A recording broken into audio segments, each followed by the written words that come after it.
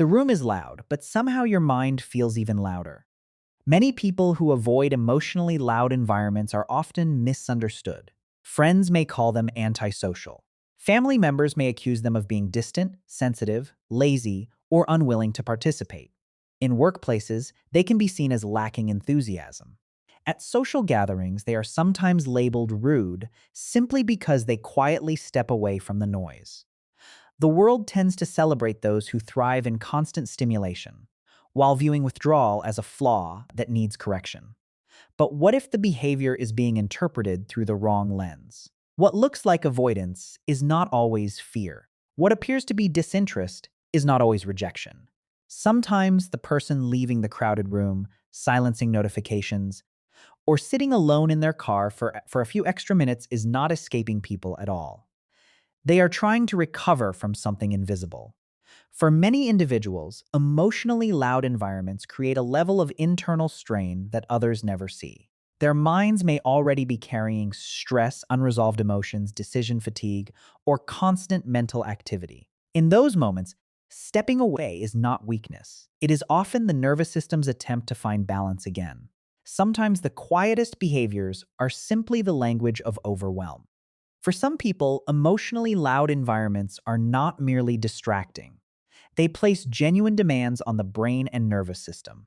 Every conversation, facial expression, shifting mood, and unexpected interruption becomes information that must be processed. While others may barely notice this constant stream of input, some minds absorb far more of it than they can comfortably manage. Psychologists often describe this experience through concepts such as cognitive overload, emotional exhaustion, anxiety, and executive dysfunction. The brain's working memory has limited capacity. When too many emotional signals compete for attention at once, that capacity can become overwhelmed. The result is not dramatic collapse. It often looks ordinary. A person forgets simple tasks, struggles to focus on conversations, feels unusually irritable, or suddenly wants to leave a gathering they were enjoying moments earlier. For individuals with anxiety, ADHD, chronic stress, or depression, this process can feel even more intense. Imagine carrying several heavy bags all day while nobody else can see them. Then someone places another bag in your hands and wonders why you seem tired. That invisible weight is often what emotionally loud environments create. The nervous system keeps receiving more input long after its resources have been depleted, quietly turning ordinary moments into exhausting ones. The reasons behind this sensitivity are rarely simple. Sometimes it begins with prolonged stress. When a person spends months or years carrying responsibilities, uncertainty, or emotional pressure, the nervous system can become constantly alert. Even ordinary noise starts to feel heavier than it once did. A crowded room becomes less like a gathering and more like a storm that never fully settles. For others, the roots reach deeper. Growing up in unpredictable environments can teach the brain to monitor every emotional shift in the room. A raised voice, a sudden change in tone, or tension between people may trigger unconscious vigilance. What appears to be relaxation for others becomes exhausting emotional work. Over time, the consequences accumulate. The unanswered messages begin to feel like mountains. The invitation on the phone screen carries unexpected guilt. The busy restaurant, the group chat, and the crowded celebrations slowly transform into symbols of pressure rather than connection. Many people then blame themselves for struggling. Shame settles in quietly. They wonder why simple things feel difficult. They feel lonely while craving solitude, exhausted while doing very little, disconnected while desperately wanting peace. Eventually, emotional overload can become so familiar that numbness feels safer than participation. This is why criticism so often makes the situation worse. When someone is already struggling with emotional overload, being told to toughen up, stop overthinking, or simply push through the discomfort adds another layer of pressure to an already burdened system. What appears to be motivation from the outside can feel like another demand the mind must carry. The nervous system does not respond well to shame. In fact, shame often increases stress responses. The more a person feels judged for needing quiet, the more their brain begins to associate social environments with danger, exhaustion, or failure. The problem is no longer just the noise itself. It becomes the fear of being misunderstood within that noise. Human behavior is rarely as simple as weakness or strength. Sometimes the same person who avoids a crowded party can spend hours in a meaningful one-on-one conversation. Someone who leaves a loud gathering early may still care deeply about people. Their need for distance is not necessarily rejection. It may be self-protection. This perspective challenges the idea that every form of withdrawal is unhealthy. Sometimes stepping back is not avoidance at all. Sometimes it is awareness.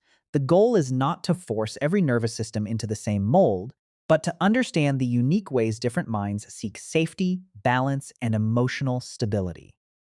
Healing often begins the moment a person stops treating themselves like a problem that needs fixing.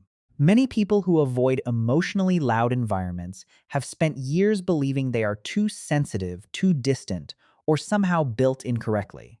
Yet what they are experiencing is often a nervous system asking for care, not punishment. This distinction matters. When overwhelm is mistaken for weakness, people tend to respond with more pressure. They force themselves into situations that leave them depleted and then criticize themselves for struggling. The cycle continues because the real need was never discipline, it was restoration. Small acts of support can create meaningful change. A few quiet minutes before entering a busy environment, a short walk without notifications, choosing one meaningful conversation instead of several exhausting ones, allowing rest before exhaustion becomes unbearable. These actions may seem insignificant, yet they communicate safety to the nervous system. Healing rarely arrives through dramatic transformation. More often, it appears through small moments of permission. Permission to pause, permission to recover, permission to honor limits without guilt. You do not have to become louder to become healthier. Sometimes growth looks less like forcing yourself forward and more like learning how to listen to what your mind and body have been trying to say all along.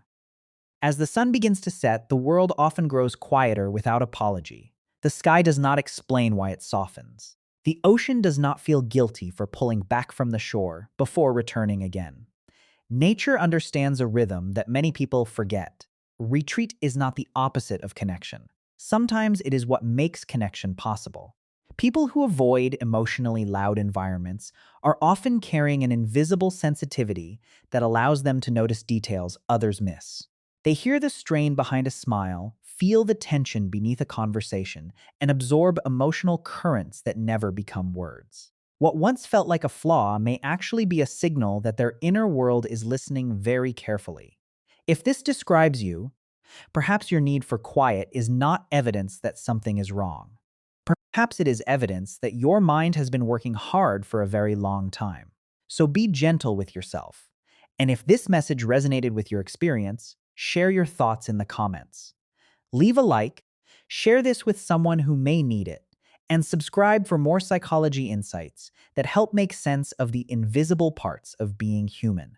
Until next time, take care of your mind and allow yourself the peace you have been searching for.